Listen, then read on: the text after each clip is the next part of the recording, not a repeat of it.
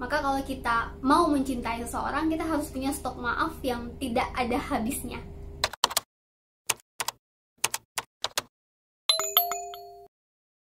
Hai, jumpa lagi di Estimologi. Video ini dibuat 1 hari sebelum Lebaran, yang berarti bahwa saya mengekspektasikannya untuk tayang nanti di hari Lebaran. Mengapa? Karena di video ini saya akan memberikan rekomendasi 6 buku yang berhubungan dengan tema maaf memaafkan. Jadi ini bisa banget jadi bahan untuk kalian yang mungkin masih punya ganjalan di hati, atau masih punya banyak hal di masa lalu yang belum bisa kalian relakan gitu ya. Kesalahan-kesalahan yang diperbuat oleh orang lain yang menurut kalian tuh sulit banget untuk kalian maafkan. Mudah-mudahan rekomendasi buku yang saya berikan ini bisa jadi bahan acuan kalian untuk introspeksi diri, untuk kontemplasi, dan bisa merelakan kesalahan-kesalahan orang lain itu dan memaafkannya. Atau juga kalau kalian merasa bahwa kalian punya kesalahan di masa lalu yang sepertinya tuh unforgivable gitu ya, dan bikin kalian tidak berani untuk berterus terang dan meminta maaf kepada orang yang bersangkutan, saya harus bilang, you have to read these books. Number 1, The Kite Runner. Sepertinya memang buku ini sering banget saya rekomendasikan di video-video saya gitu ya, karena memang buku ini isinya bagus banget. Dan seperti yang pernah saya ulas sebelumnya, bahwa konflik terbesar dari buku ini ada pada tokoh utamanya yang punya kesalahan besar di masa lalu, namun tidak berani mengakui kesalahannya tersebut dan bahkan melakukan penyangkalan, sehingga membuat ia dihantui oleh perasaan bersalah sepanjang kehidupannya. The good news is, buku ini punya ending yang melegakan. Jadi pesan utamanya adalah kalau kalian punya kesalahan, just go and ask for forgiveness. Number 2, Happy Little Soul karya Retno Hening. Buku ini memang ditulis secara sederhana oleh seorang ibu yang isinya tuh adalah bagaimana cara ia mendidik anaknya dengan menggunakan prinsip empati. Meskipun bicara soal parenting, tapi ada satu bab yang sepertinya patut dibaca semua orang gitu ya, terutama seorang ibu, agar mereka belajar untuk memaafkan dirinya sendiri ya atas ketidaksempurnaan mereka dalam misalnya mendidik anak atau melakukan segala hal yang menjadi kewajibannya gitu ya, memaafkan diri sendiri dan juga memaafkan orang lain atas komentar-komentar yang selalu dialamatkan kepada para ibu itu.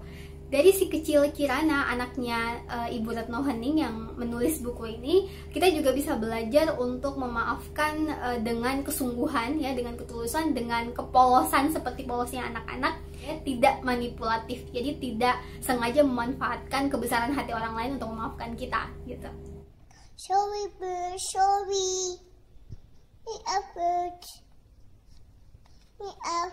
Rekomendasi buku ketiga adalah Harry Potter and the Deathly Hallows.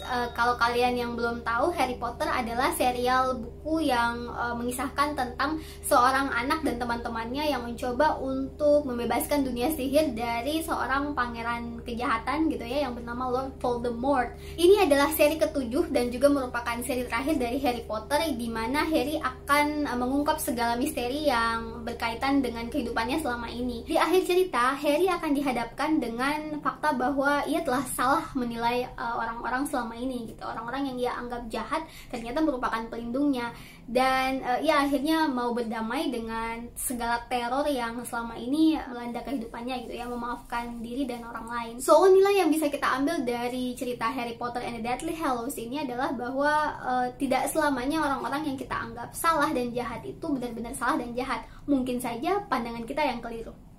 Rekomendasi buku keempat, Pulang karya Terelie. Buku ini mengisahkan tentang tokoh utamanya yang merupakan seorang anak kampung yang tidak punya rasa takut dan kemudian dibesarkan oleh seorang bos mafia ulung. Ia melewati banyak sekali intrik, konflik gitu ya, yang membuat ia menjadi seorang dengan pribadi yang keras karena dibesarkan di dalam dunia hitam mafia itu. Namun ada konflik besar yang sangat melemahkannya. Dan ketika ia sudah bisa memaafkan dirinya sendiri, juga mengetahui dan memaafkan segala yang ada di masa lalunya, ia baru bisa menemukan kekuatannya kembali. Nah, nilai yang bisa kita ambil dari buku ini adalah sebenarnya kekuatan terbesar kita justru ada pada memaafkan itu sendiri.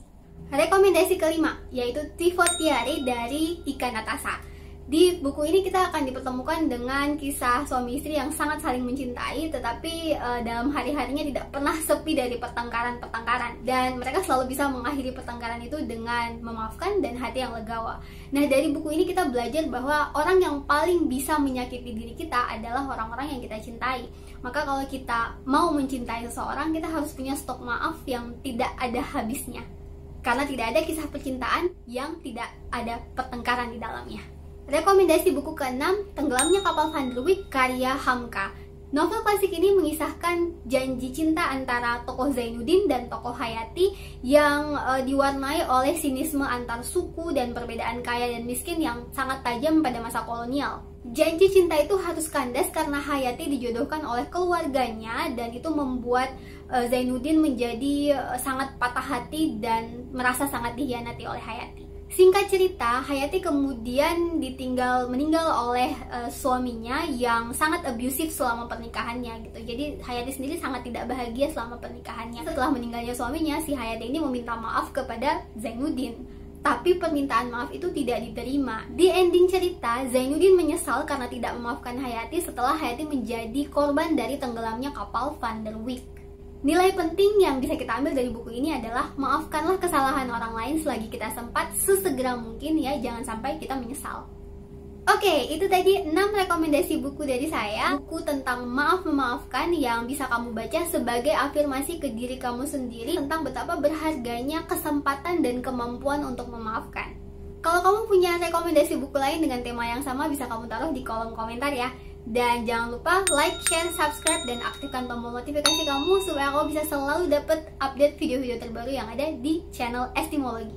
Selamat Idul Fitri, mohon maaf lahir dan batin, sampai jumpa di video berikutnya.